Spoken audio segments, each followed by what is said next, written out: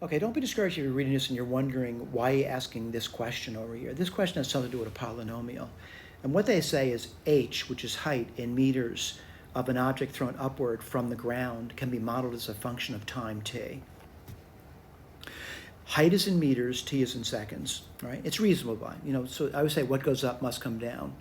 And suppose that one model is this model over here. Now granted, the numbers are kind of complicated. You're allowed to use calculators, and I would recommend that you do use a calculator on a problem like this. But let's just look at the questions now. I'm not remembering what I read, but I do want to read the question to you. What's A going to be? How high is the object at t equals 0 seconds? So I'm going to say it's going to be h. It's where the t equals 0. Parenthesize the variable, which is t, and plug in 0.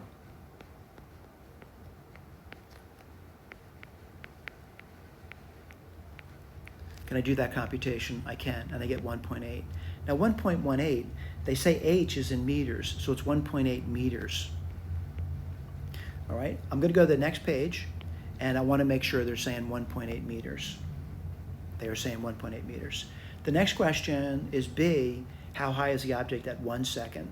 So what I'm going to do is I'm going to plug it in, and let's put that down for you. So h of 1, this is A, by the way, we're on B now.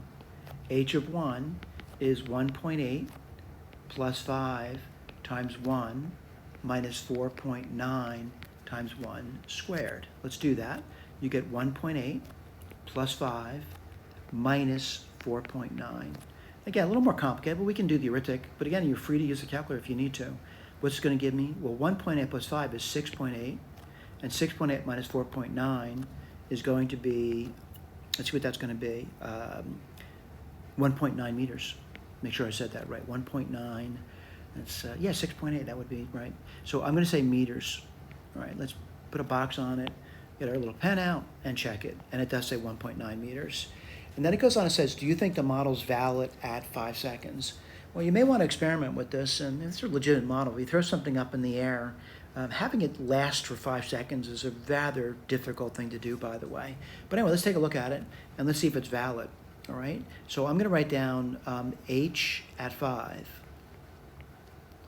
and that's going to be 1.8 plus 5 times 5 minus 4.9 times 5 squared. Well, I think I can do some of the arithmetic anyway. 1.8 plus 25, and it's going to be minus 4.9 times 25. All right, now I'm going to do something, people look a little strange. I do want to do the arithmetic, by the way, and I'm going to say, looking at it, I'm going to do 1.8. This might seem strange to you. I'm actually going to factor a 25 out, and you get 1 minus 4.9. All right, let me keep going through that, and that's going to be 1.8. And again, you're allowed to use calculators, plus 25, and that's going to be, let's see, that's minus 3.9. Now, what do I know about this immediately? I'm looking at the number. Minus 3.9 is roughly minus 4. This is clearly a negative number. Now, remember, h is the height above the ground, so this is not reasonable. It's not reasonable. So I'm just going to say not reasonable. It's a no answer on this one over here. And why is that? The h is negative. If you're throwing something above the ground, hopefully it's going to be positive, but if it hits the ground, it's going to be 0, and it's certainly not going to keep moving below ground level. All right, so what I do is go to the answer key, look at it. It says answer no. This particular object would have hit the ground well before 5 seconds. All right, that makes sense. All right, so it goes over here, show that the object hits the ground approximately 1.3 seconds. So someone says, what are you showing over there? You're showing that h at 1.3 is approximately equal to 0. Approximately. How do you do that? You plug it in. And again, I do recommend using a calculator to do that. So h of 1.3 would equal 1.8 plus, let's look at the function again, 5 times 1.3 minus, and that would be 4.9 times 1.3 squared. I do recommend that you use a calculator to approximate this thing.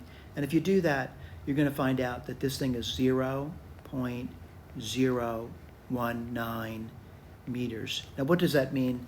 It's approximately hitting the ground there.